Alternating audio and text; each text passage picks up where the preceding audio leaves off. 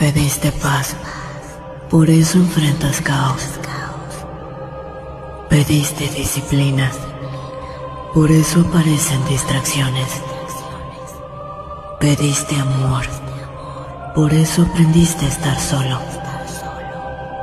Pediste paciencia, por eso tienes demoras.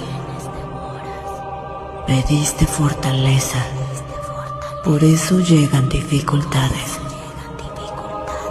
Pediste sabiduría, por eso enfrentas conflictos. No era eso lo que pedías. Todo por lo que estás pasando no te está limitando, te está mejorando. Sigue adelante.